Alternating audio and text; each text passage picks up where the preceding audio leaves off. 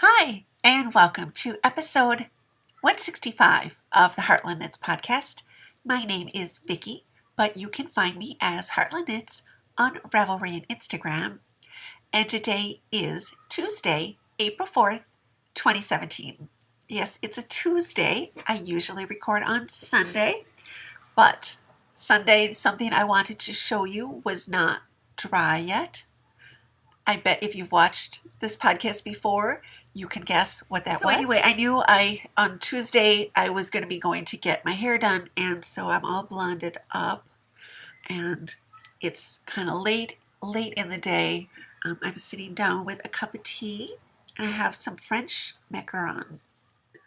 They're so yummy. Whenever I go to this town where I go get my hair done, I always stop at this little place that they make these, and I love them. French macaron, not macaroon, macaron.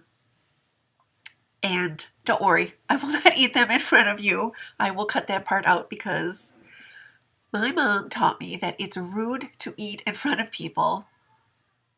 So I will not eat in front of you. I don't know what podcast it was. It was, like on YouTube, how they just sort of roll in, and I don't know who they were,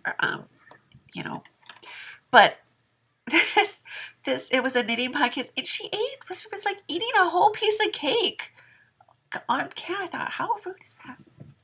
Anyway, I promise I haven't had one yet. Anyway, let us start out. And oh goodness, look at there's circles under my eyes. I have not been sleeping well at all. So yeah, I have like circles. Anyway, I have knitting to show you. So let's start out with what's on my needles.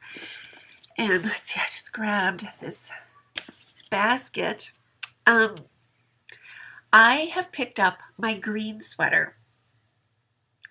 And this is the sweater that I'm sort of improvising and just kind of making up as I go along.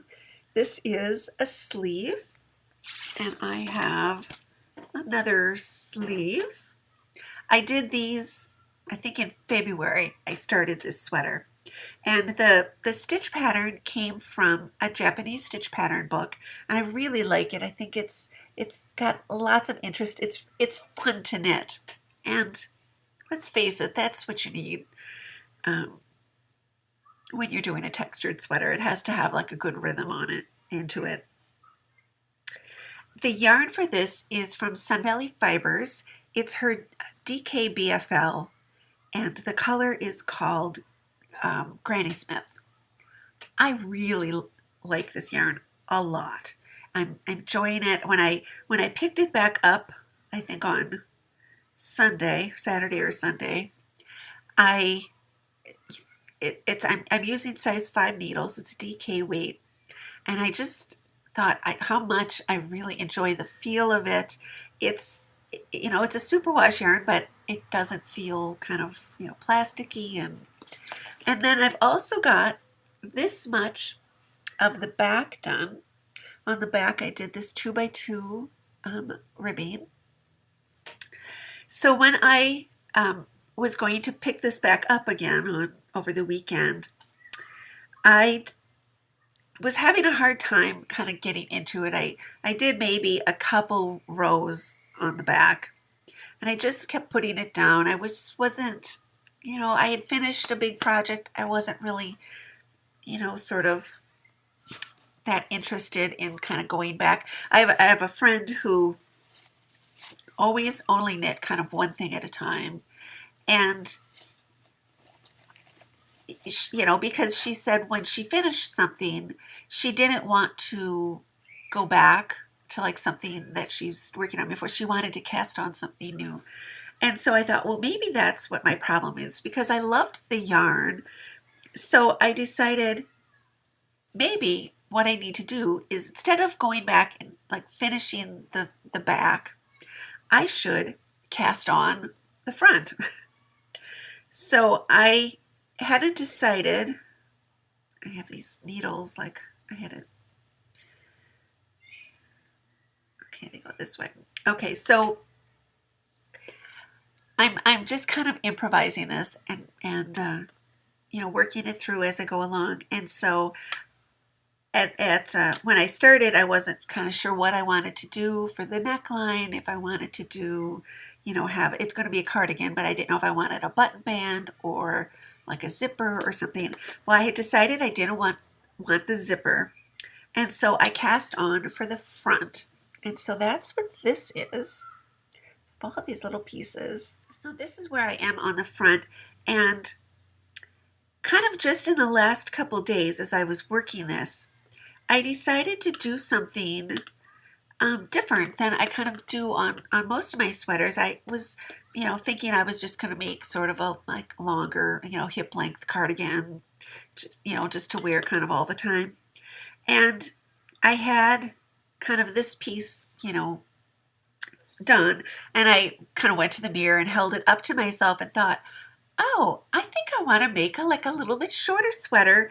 And also because I bought some fabric that I thought this color would look really pretty with. And so it's not going to be a real cropped sweater. What I'm intending on doing is kind of where it switches from the ribbing to the pattern stitch that I want to put kind of right on my waistline. So it will go just a little bit below on my waist, but still be sort of a nice like shorter length to wear. I've been knitting like so long that, I have so many sweaters that are kind of that same, hip length or whatever. So this would just be something a little bit different. So because I was kind of almost at the point where I had to decide to decrease around the armholes because it does have shaped armholes, and then I have to decide kind of where I want the neck, I'm going to do a wider rounded neck. So I didn't want to take this along to work on it when I was, out in public and getting my hair done, because I had to make those decisions. So I just started the other part of the front. So I have all the parts of the sweater are done. So this is just the little bit that I knit this afternoon. And it's just a 2x2 rib. I figured I could keep my head together and do that. So that is where that project stands. I'm really enjoying knitting with it, and I think it'll be fun to have something just a little bit different. If you're interested in doing this kind of a improvised sweater, I would highly recommend it. I'm doing this in pieces, but there's a lot of different books that can kind of lead you through it. You could do an Elizabeth Zimmerman, her EPS sweater. It's Elizabeth's Percentage System, and her books and Meg Swanson's books kind of can walk you through that process. And I've done lots of those over the years. And there's Priscilla Gibson Roberts' book, her book Knitting in the Old Way, kind of has the same sort of formulas and things. There's I don't have them, but I know a lot of people who do, who use them and love them. But Ann Budd has kind of a series of books that give you, I'm not exactly sure how hers work, if they're just measurements or if they're actual numbers. If you were going to put a stitch pattern in, you would have to figure, you couldn't, if it's just numbers, you couldn't follow her numbers. But really, I think it's way easier to knit a sweater like this than it is, or than it can be to knit a sweater design that you've bought or that's free that, somebody else designed. Because with this, you just figure out your gauge and you figure out how big you want it. And, there's a little tiny bit of math, but seriously, I know you can do it. It's not a lot. It's a little bit of arithmetic, basically. But after that, how, people say, oh, well, swatches lie and the sweater turned out way too big or too small or whatever. Well, you're not trying to match somebody else's gauge. You're just doing how it worked out for you. So it's really, it's fun. And then you can make all the decisions and you can say, well, what kind of, do I want a ribbing on it? Do I want garter on the bottom? Or, how do I want it? And, you get to make all those decisions along the way.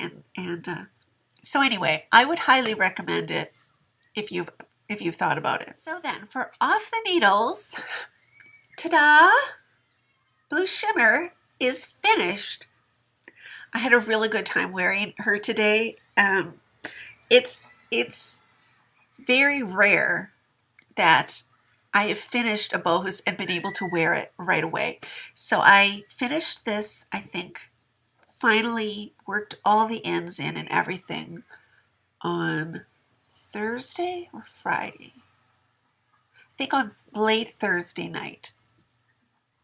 And then I, cut open the steek. I put all my bands on, or my button bands on before I opened the steek. I did a crocheted steek, and then I just had to do the neckband. So anyway, I laid it out to block Friday, and it just still wasn't dry on Sunday, which is why I didn't record. It's late in the day here. You still cannot see the color properly. Even when I take a picture kind of in daylight, it does not come up the color that it really is. When I was driving the car today and I just looked down, and it's such a pretty, just pale blue. It looked so pretty in the sunshine. It does not, kind of have that gray cast that it's looking like right now. But I'm really loving it. And actually, most of the time when I finish these sweaters, the first time that I've worn them is kind of when I go to knitting camp, kind of after I do my show and tell. I will often, I will have one and I'll put it over my shoulders, or maybe I'll wear it another, day that I'm there. But this one, so I don't sort of notice as the the yolk, kind of the Angora blooms. And this one, I think as it bloomed, it got even prettier than it was. The colors just sort of mesh and meld together. That I'm really, really loving it. So I can't remember if I showed you what I decided for the edges. This is what's on the bottom edge also. And it's this little cable pattern. And it has like a twisted stitch that alternates kind of between them. And so I love that. I'm going to stand up so that you can see the button band up close, because I love how that turned out. So here's the button band, and I do these vertically. And I love the buttons I bought were this mother of pearl. And here is my crocheted steek. I have it tacked down, but you really wouldn't need to. It just rolls back. And why I love this method so much is that you can see it you don't need to put any kind of ribbon over it or anything. It just rolls back and it covers the crochet is sort of right along the inside of there. Then the buttonholes I managed to put right in the middle right in the middle of the little cable. And when they're not buttoned, they just perfectly hide away. So I love how those turned out. I'm not going to change the buttons on it. Like I said, I thought, well, I'll just put some on. I'm not going to change these off. I really, really like them.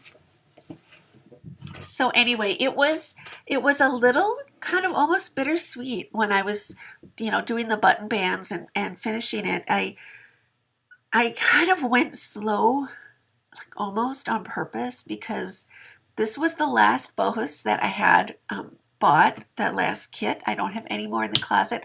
And it always felt so good to have, it felt like money in the bank when I had the Bohus in the closet. It just felt like I always have something really wonderful to knit. Now, I have a lot of yarn to knit. I don't really need any. But it just felt like, I don't want to be done knitting Bohus sweaters. I could still order, more kits. And actually, that's what it ended up kind of taking for me to actually finish it. I started looking at the kits and trying to decide, well, if you were going to order one, which one would you order? And looking and seeing and trying to decide. So the other thing that I've been working on since I've talked to you last is I have been sewing a little bit. I've been working on a muslin for this pattern, which is New Look 6208. And this is the pattern that I wanted to use for it's the pareo that I bought in Hawaii a couple years ago, but I want to use this and make it into a dress. And I don't have this yet, but I have the little sample. This is I wanted to get a contrasting color that would match it, and this matches it exactly. It is silk crepe de chine. And so I'm going to do this. I don't think I'm going to put the bows on it, but I'm going to use the hot pink for kind of the waistband and these little kind of straps that go across. And also it has that color kind of going around the neckline and the armholes. So I thought this is silk crepe de chine. The other is rayon, and so they've got a similar sort of drape and feel. I think it'll work out, and this is like a dead-on match for it. So I've been working on a muslin for this because I don't want to get the wrong size cut out or kind of mess this fabric up. And it has a side zip, so I'm able to sort of pin myself into it, so hopefully that will be better. And the nice thing about this pattern is, it has this open back, so this is kind of the sundress sort of that I would want for this fabric, but it also has a solid back for if you just want to do a regular dress. So when I did cut out the muslin pieces, I also cut the solid back out, and when I get this style kind of figured out that it fits, then I'm going to baste the other back in, and hopefully, so that I can use this kind of for more than this. But because there's a couple things, I'm doing the muslin for fitting, but there's also, this bias kind of binding around the things, and this, a side zip, a lap zip. I've never done that either, and I don't want to mess this up. So I bought some fabric to do kind of just a muslin, just to practice those kind of things, and it's just cotton. So I figured doing that bias around there would be trickier in the silk that's a little bit, slipperier and stuff. So for the most of the dress, the background of the dress, I'm going to be using this fabric, which I love. I saw this fabric, this just comes from Joann's, and it's just a cotton, but I saw it before Christmas, and I thought, oh, that's so pretty.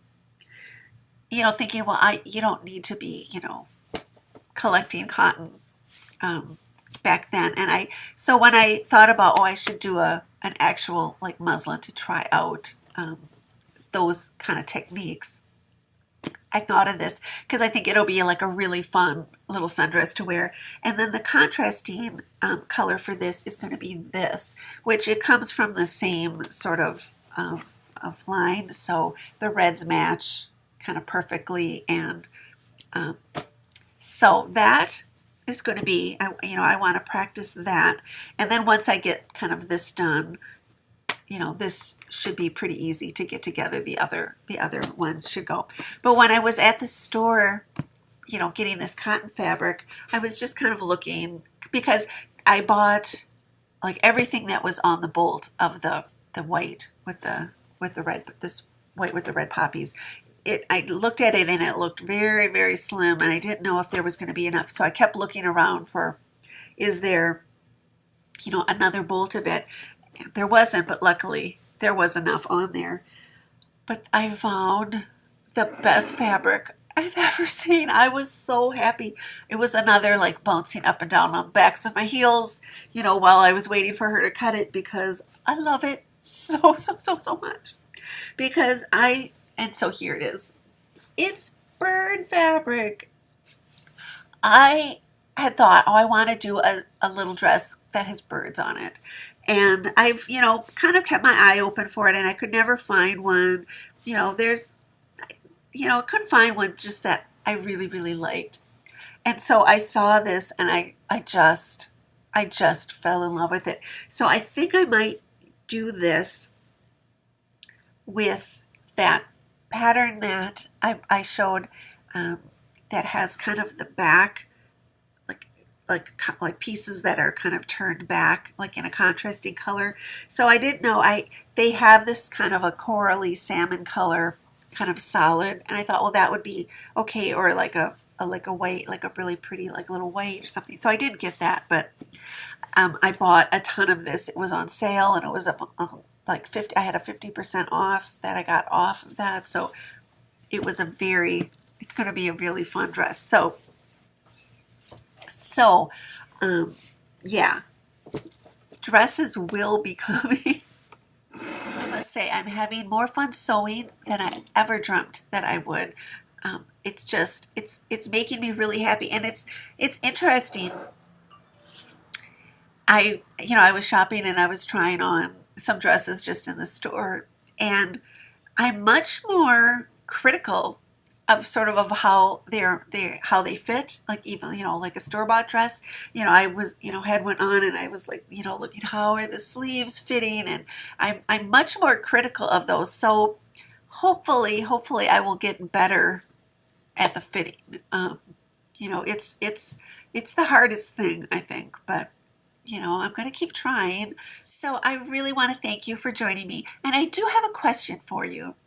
If you would be so kind as to give me some feedback. So I know I've spent a lot of time this winter on the podcast talking about sewing, and it really has captured my heart. Just I'm really, really loving it. And this is the fabric that kind of made me change my mind about the green. The green sweater is sort of the same green in the leaves, and it just looks really, really pretty with that. So there will always be knitting. I will always be a knitter. It is my first and foremost thing that I love to do.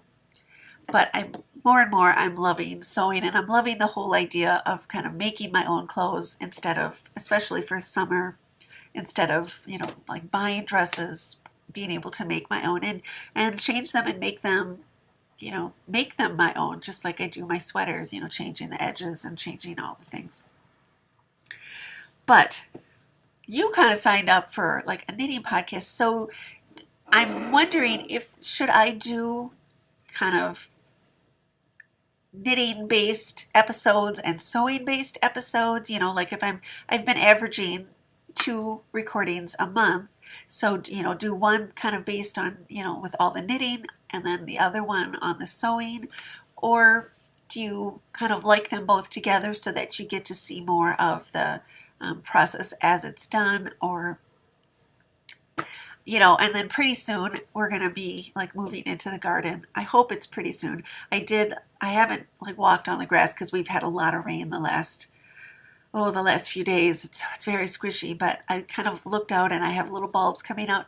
I have little bulbs like planted in the grass, and my snowdrops are blooming, and I just saw that some of the crocus is blooming. The sun came out. It was raining this morning, and the sun came out while I was gone, and that's all it took. And I planted some other bulbs, and they're all coming up. So still haven't peeked at the roses. Let's hope they survived. But anyway, let me know what you think about if the sewing is really kind of boring. I can appreciate if you are not interested in the sewing content. It's just I'm really, really enjoying that, and I can have so much fabric kind of to use before summer. So I'm doing some of these. I figure once I get the muslin done for this little sundress, and I get the back figured out, I can use that pattern, and then it hopefully they will go a little quicker putting them together. But I'm really, really enjoying it. So let me know what you think. So thank you all so much for tuning in on this kind of Tuesday episode. And until I see you next time, from my heart to yours, happy knitting.